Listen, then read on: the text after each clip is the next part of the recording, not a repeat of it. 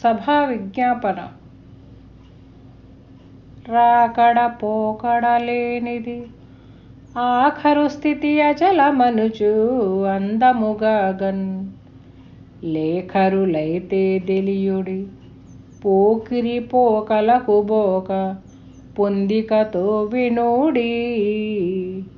శాకల్యముగా సద్గురునే గనుడి. Joke చేయుచు మీరు చీకాకులో బడక. Joke చేయుచు మీరు చీకాకులో బడక. శ్రీకరమగు బోధ సిద్ధముగా వినోడింక. ఈ కళా దొలగేటి సద్గత ఎంపుగా శ్రీ గురుని చేరి.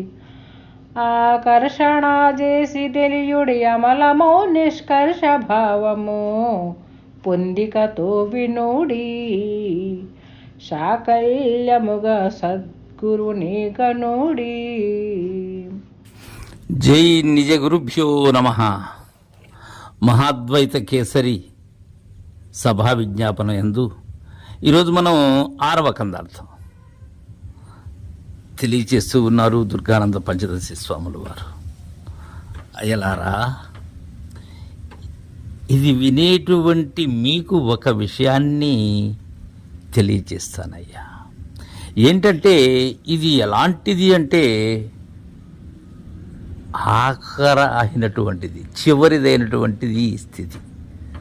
అన్నీ దీనికి ఇవ్వలవే కానీ దీని దరికి చేరేటువంటి బోధలు ఏవీ లేవయ్యా.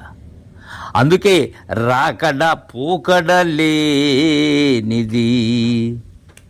ఇది వచ్చేది కాదు, పోయేది కాదు. ఇది ఎప్పుడూ స్వతసిద్ధముగా సర్వకాలముల యందు ఏక తీరుగా ఉండబడేటువంటిది పరిపూర్ణ బోధ. అలానే పరిపూర్ణము ఆ బట్టబయలు కూడా అలానే ఉంటుంది. అది రాను లేదు, పోను పోదు.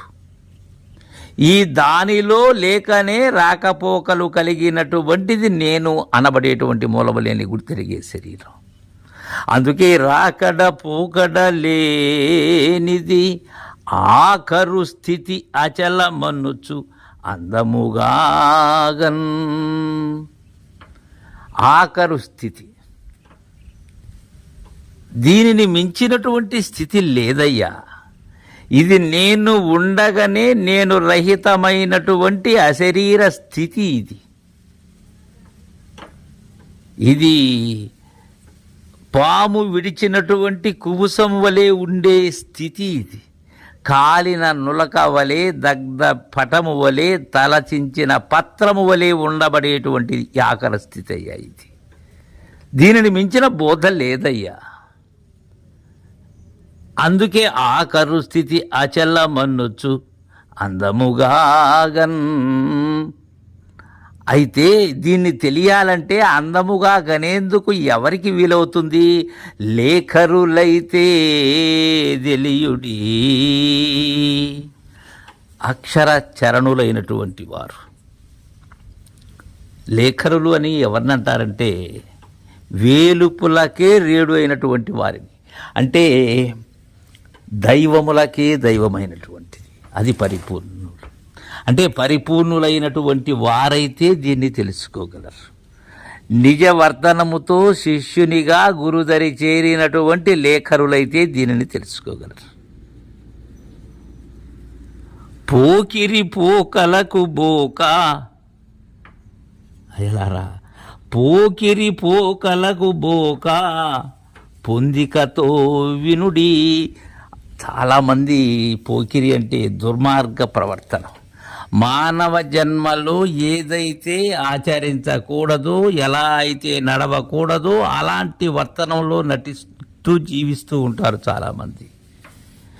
అలాంటి దుర్మార్గ ప్రవృత్తి ఉండబడేటువంటి వారికి ఇది తెలియదయ్యా. కాబట్టి ఆ మార్గములలో పోకుండా పోకిరి పోకలకు బోక పొందికతో వినండి. దీనికి కావాల్సింది ఏంది? పొందిక కావాలి. గురు పొందిక కావాలి. గురు వాక్యముతో పొందు కావాలి. అలాంటి వారైతేనే వినండి. సాకల్యముగా సద్గురుని గనుడి. ఎలా గనాలి? సద్గురుని సాకల్యముగా గనాలి. పోకిరి పోకలకు పోకూడదు. ఈ లొల్లి మాటలు ఏవైతే ఉన్నావో వాటిని కట్టిబెట్టండి. లొల్లి కూడదు ఇక్కడ. లొల్లి ఆ కళ్ళ మాటలు ఏవైతే ఉన్నావో అవి నిన్ను కాల్చుతాయి, ఎదుటి వారిని కాల్చుతాయి. వాటిని స్వస్తి చెప్పండి. ఇంకా పోకిరి పోకలు అంటే వ్యభిచరించేటువంటి విధానం, అది సరైనటువంటిది కాదయ్యా. వాటికి పోకుండా పొందికతో వినండి.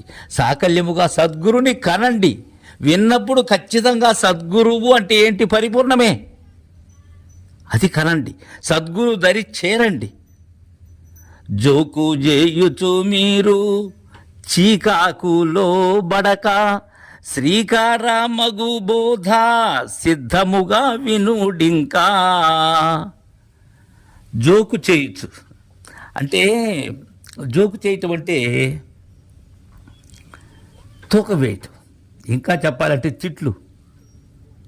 ఎప్పుడు ఎవరో ఒకరిని తిడుతూ ఉండాలి. ఎంత సత్యసంధులైనా వారిని తిట్టడమే మన పని. ఎప్పుడూ కూడా ఆ చంద్రునిలో ఉన్న మచ్చలు వెతికినట్టు వెతుకుతూనే ఉంటారు. వారికి మంచి కనిపించదు. త్యాగధనులైనటువంటి అశరీరులు ఎవరైతే ఉన్నారో వారు కనిపించరు. వారికి లోకం, పోకిరి మాటలు, లొల్లి వీటితోనే సాగిపోతుంది వాళ్ళ జీవితం. అలా జోకు చేయొచ్చు మీరు చీకాకుల్లో బడక. దానివల్ల ఏమవుతుంది? చీకాకు, ఈ చింతాకు, చీకాకు, పరాకు, ఈ ఆకుల్ని కొయ్యటం, వాటిని తెంచటం చాలా కష్టం. ఎప్పుడు చింతాకు, ఎప్పుడు చికాకు, ఎప్పుడు పరాకు, ఇవి కాదు కావాల్సింది. వాటిలో పడకండి.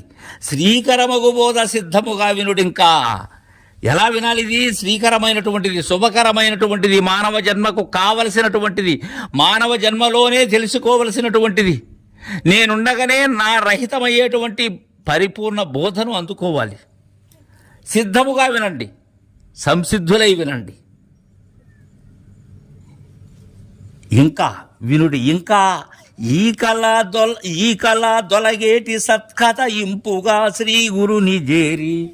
ఈ కళ రహితమయ్యేటువంటి విధానం ఏదైతే ఉన్నదో అది సద్గురు దరి చేరి ఇంపుగా, కంపుగా కాదు, ఎంతో ఇంపుగా మీకు వీణుల విందయ్యేటట్లు చెప్పేటువంటి సమర్థులైనటువంటి గురువు ఎవరైతే ఉన్నారో, చెప్పిన దానిని దర్శింపజేసేటువంటి గురువు ఎవరైతే ఉన్నారో వారి దరి చేరండి.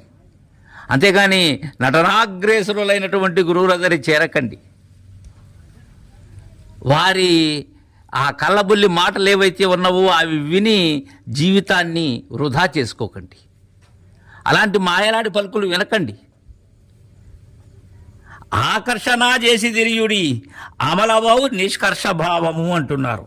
ఆకర్షణ చేసి తెలియండి అంటున్నారు ఇక్కడ దుర్గానంద పంచదశి స్వాముల వారు. అంటే దగ్గరగా వచ్చి, అది గురువు ఆకర్షణ. ఎంత దగ్గరగా అంటే గురువే మీరైపోయే అంత దగ్గరగా రావాలి గురువుతో. అలా ఆకర్షణ చేసి తెలియాలి. ఆ కళ ఉండాలి నీలో. అలా లాగేటువంటి విధానం గురువు దగ్గర అయితే ఉన్నది. ఆయన పరుసవేదే, కానీ నీవు అక్కడ ఉండాలి కదా. నీవు ఆయన పక్కన లేకపోతే అది ఎంత విజయవంతమైన పరుసవేదైనప్పటికీ కూడా నీవు దరి లేకపోతే ఎలా కుదురుతుంది? అది ఆయన దరిన ఉండాలి కదా నీవు. అమలమవు నిష్కర్ష భావము. ఈ త్రిమలములు కానీ పంచమలములు కానీ లేనటువంటి నిష్కర్ష భావం అది. ఈ కార్మిక మలం, అణవమలం, తిరోధానమలం అనబడేటువంటి మలత్రయములు మీరినటువంటిది అది. నిష్కర్ష భావము అంటున్నారు ఇక్కడ. అంటే దాపరికము లేనటువంటిది అని. అది నిజమైనటువంటిది, నిశ్చయమైనటువంటిది. అది నిష్కర్ష. అలాంటి భావాన్ని పొందికతో వినుడి సాకల్యముగా సద్గురుని గనుడి అని మనకు సభా విజ్ఞాపన గావిస్తూ మనము ఎలా ఉండాలి, ఎవరిదరి చేరాలి, ఎలా వినాలి అనేటువంటి భావాన్ని పోకిరి పోకలకు పోవద్దు అనేటువంటిది స్పష్టంగా తెలియజేశారు. తర్వాత మిత్రకంద అర్థాన్ని రేపు ముచ్చరించుకుందాం. జై గురుదేవా.